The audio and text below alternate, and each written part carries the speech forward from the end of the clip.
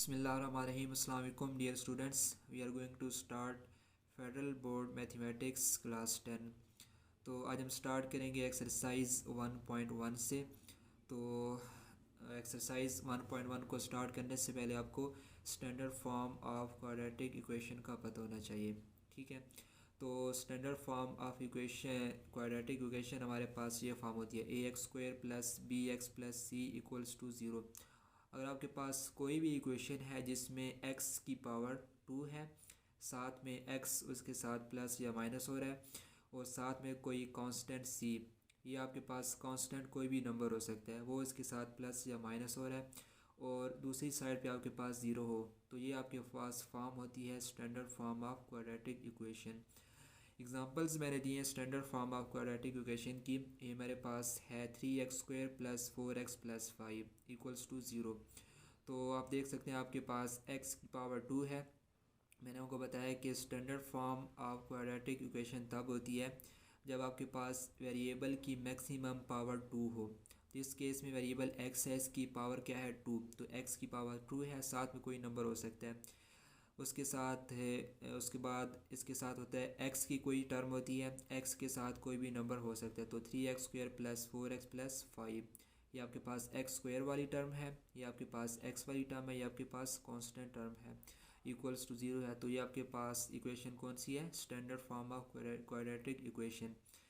Next आपके पास है x² minus 3x plus 4 equals to 0. तो ये भी आपके पास कौन सी है, standard form of quadratic equation, क्योंकि आप देख सकते हैं यहाँ पे वेरिएबल x है, इसकी मैक्सिमम पावर 2 है, और साथ में x माइनस 3x है, इसके साथ मतलब एक x² वाली टर्म है, फिर x वाली टर्म है, फिर आपके पास क्या है कांस्टेंट टर्म है, इक्वल्स टू 0. तो ये फॉर्म भी आपके पास कौन सी फॉर्म है, standard form of quadratic equation. अब हम स्टार्ट करते हैं एक्सरसाइज 1.1 को. तो एक्सरसाइज 1.1 में हमारे पास क्वेश्चन नंबर 1 है, right the following quadratic equations in standard form. ये आपके पास इक्वेशन है, इसको आपने क्या करना है, स्टैंडर्ड फॉर्म में लिखना है. स्टैंडर्ड फॉर्म में मैंने आपको क्या बताया था, x² वाली टर्म आए, उसके बाद x वाली टर्म आए, और उसके बाद कांस्टेंट हो, और दूसरी साइड पे आपके पास 0 हो. तो ऐसी फॉर्म आपके पास कौन सी बन जाती है, standard form of quadratic equation. तो ये हमारे पास फर्स्ट इसका पार्ट है, क्वेश्चन नंबर 1 का फर्स्ट पार्ट है x plus 2 into x minus 3 equals to 5. इसको हमने स्टैंडर्ड फॉर्म में लिखना है. तो सिंपली आप क्या करेंगे, आप ये देखें कि x प्लस 2 और x माइनस 2 आपस में मल्टीप्लाई हो रहे हैं, तो हम क्या करेंगे, x को उठाएंगे, साथ x माइनस 3 को उसके साथ मल्टीप्लाई करवा देंगे, फिर प्लस 2 को यहाँ से उठाएंगे और x माइनस 3 को इसके साथ लिख देंगे, और ये आपके पास 5 है दूसरी साइड पे, इधर आपके पास प्लस 5 है, जब इस साइड पे आएगा तो इसका साइन चेंज हो जाएगा, तो प्लस 5 से आपके पास क्या बन जाएगा, -5 इक्वल्स टू, यहाँ पे क्योंकि 5 इधर चले गया तो यहाँ पे कुछ भी नहीं बचा, तो यहाँ पे क्या बचेगा 0. अब आपने क्या करना है, x को x से मल्टीप्लाई किया तो x² आ जाएगा, फिर x को 3 से मल्टीप्लाई किया तो -3x, फिर 2 को x से मल्टीप्लाई किया तो 2x, 2 को -3 से मल्टीप्लाई किया तो -6, साथ में -5 इक्वल्स टू 0. अब x² उसी तरह, ये आपके पास है -3x प्लस 2x. तो ये दोनों, अब आपको पता होना चाहिए कि जब भी आप इनको सॉल्व करते हैं तो आपके पास अब x² 3x में प्लस माइनस नहीं हो सकता, x² के साथ ही प्लस माइनस हो सकता है, x वाली टर्म के साथ ही मल्टीप्लाई हो सकती है, सॉरी प्लस माइनस हो सकती है, और कांस्टेंट टर्म को आप कांस्टेंट के साथ ही प्लस या माइनस कर सकते हैं. अब आप इस तरह नहीं कर सकते 2x minus 6 equals to 4x, ऐसे नहीं कर सकते. तो ये दो टर्म्स आपके पास x वाली हैं, तो -3x प्लस 2x. अब आपके पास दो टर्म्स आ जाएं, एक प्लस की एक माइनस को, तो आपने करना माइनस है, तो 3 - 2 1, और साइन आपने वो लिखना होता है जो आपके पास बड़ी रकम है. तो आपके पास -3 बड़ा है 2 से, तो -3 के साथ क्या है, माइनस है, तो इसके साथ क्या आ जाएगा माइनस, तो x² माइनस x, और ये आपके पास क्या है -6 -5. अब आपके पास दो टर्म्स माइनस हो रही हैं, दो टर्म्स माइनस हो करते प्लस है, लेकिन साइन किसका आता है, माइनस का, तो 6 + 5 11 बनेगा, साइन कौन सा आ जाएगा, माइनस का, तो x² minus x minus 11 which is equal to 0. तो ये आपके पास standard form of quadratic equation आ जाएगी. नेक्स्ट आपके पास है X minus five whole square minus 2x+5 whole square which is equal to 7। इसको हमने स्टैंडर्ड फॉर्म में लिखना है। तो हमें पता है कि आप यहाँ से देख सकते हैं, यहाँ पे है x माइनस फोर का होल स्क्वायर, यहाँ पर क्या है 2x+4 का होल स्क्वायर। तो स्क्वायर का आपके पास फार्मूले होते हैं। तो हमें पता है कि अगर आपके पास ये वाली फॉर्म हो a+b होल स्क्वायर, वो किसके बराबर होता है a स्क्वायर मतलब फर्स्ट वैल्यू का स्क्वायर प्लस सेकंड वैल्यू का square plus 2 into first value into second value. ये आपके पास प्लस वाला ये फार्मूला होता है। और जब आपके पास आ जाए a-b होल स्क्वायर, तो ये किसके बराबर होता है a square plus b square minus 2ab। ये दोनों सेम है, यहाँ पे दोनों में प्लस है, इन में भी यहाँ पे प्लस है, बट 2ab में प्लस वाले में यहाँ पे प्लस है, माइनस वाले में यहाँ पे माइनस है। तो ये दो फार्मूले आपको आने चाहिए। तो x-5 का होल स्क्वायर को हम इस फार्मूले से इसको ओपन करेंगे।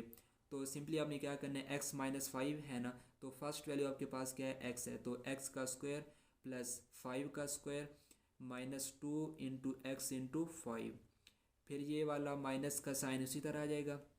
अब आपने यहाँ पे ये बड़ी ब्रैकेट लगानी है। अब ये आपके पास क्या है 2x+4 का होल स्क्वायर। अब आपके पास ये वाली फॉर्म है प्लस वाली, तो आपने ये वाला फार्मूला यहाँ पे लगाना है। तो आपके पास क्या आ जाएगा 2x का होल स्क्वायर प्लस 4 का square plus 2 into 2x into 4। यहाँ पे माइनस था, यहाँ पे क्या है प्लस है। ब्रैकेट को क्लोज कर दें। साथ आपके पास दूसरी साइड पे क्या आता है 7, तो 7 प्लस का था, जब दूसरी साइड पे आ गया इस साइड पे लेफ्ट हैंड साइड पे, तो इसका साइन क्या आ जाएगा माइनस। तो ये 7 इधर आके माइनस हो जाएगा और इक्वल्स टू आपके पास आ जाएगा 0।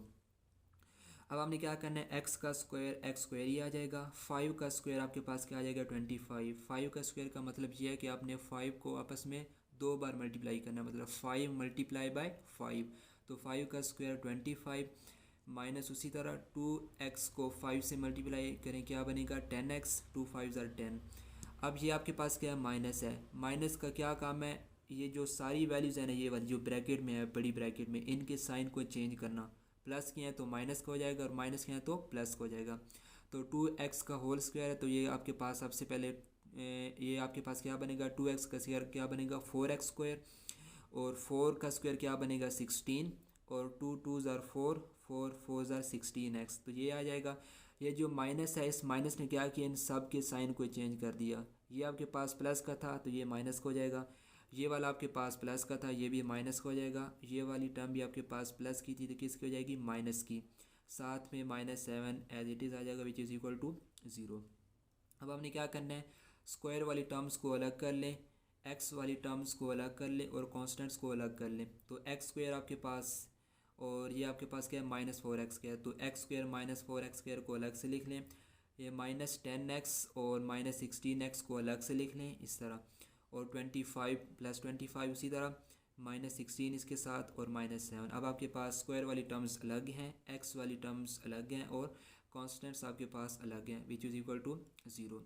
अब एक्स स्क्वायर -4x स्क्वायर, अब मैंने आपको पहले बताया था कि आपके पास दो वैल्यूज़ हों, एक प्लस की हो एक माइनस की हो, तो आपने करना क्या है माइनस है। तो सबसे पहले यहाँ पे आपके पास क्या है 1 है, कुछ नहीं है तो क्या है 1, तो 4 - 1 3 आ जाएगा। फिर आपने साइन कौन सा रखना था, जो आपके पास बड़ी वैल्यू होती है।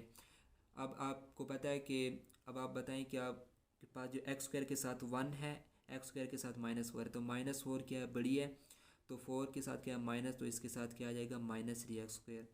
ये अब ये दोनों वैल्यूज़ क्या हो रही है माइनस, दोनों माइनस की हैं तो करना क्या है प्लस है, तो 10 + 16 क्या बनेगा 26।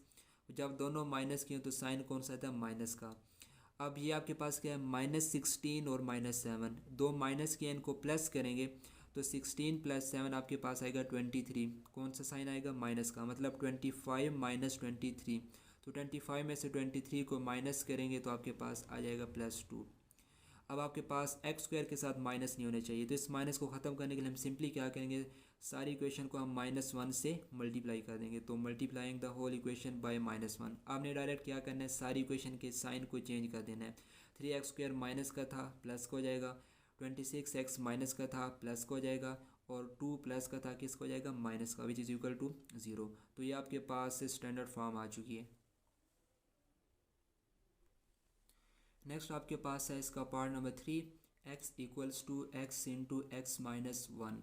तो ये तो बहुत ही आसान है, एक्स उसी तरह आ जाएगा, इक्वल्स टू एक्स को एक्स से मल्टीप्लाई किया एक्स स्क्वायर आएगा, फिर एक्स को माइनस वन से किया तो माइनस एक्स आएगा। अब आपने क्या करना है, ये जो दोनों वैल्यूज़ हैं ना एक्स स्क्वायर माइनस एक्स, उसको आप इस साइड पे लेके आए। इस साइड पे जब आएंगे तो इनके साइन चेंज हो जाएंगे, तो ये एक्स एज इट इज़ आ जाएगा। एक्स स्क्वायर प्लस का था, किसका हो जाएगा माइनस का, और ये एक्स माइनस का था, किसका हो जाएगा प्लस का। तो x minus x square plus x which is equal to zero. अब एक्स स्क्वायर वाली टर्म को पहले लिखें तो माइनस एक्स स्क्वायर है इधर आ जाएगा, और ये एक्स प्लस क्या है, ये एक्स भी प्लस क्या है, तो एक्स प्लस एक्स क्या बन जाएगा, टू एक्स प्लस का which is equal to zero. अब मैंने आपको पिछले सवाल में क्या बताया था कि जब आपके पास एक्स स्क्वायर के साथ माइनस नहीं होना चाहिए, तो माइनस को प्लस करने के लिए आप क्या करेंगे, सारी इक्वेशन को माइनस वन से मल्टीप्लाई कर देंगे। तो multiplying the whole equation by minus one, minus one से मल्टीप्लाई करने का मतलब है कि आप सारी इक्वेशन के साइन को चेंज कर दें। एक्स स्क्वायर माइनस क्या है तो किसका हो जाएगा प्लस का, और ये टू एक्स प्लस क्या है किसका हो जाएगा माइनस का, which is equal to zero. तो X square minus two X equals to zero, ये भी आपके पास स्टैंडर्ड फॉर्म आ चुकी है।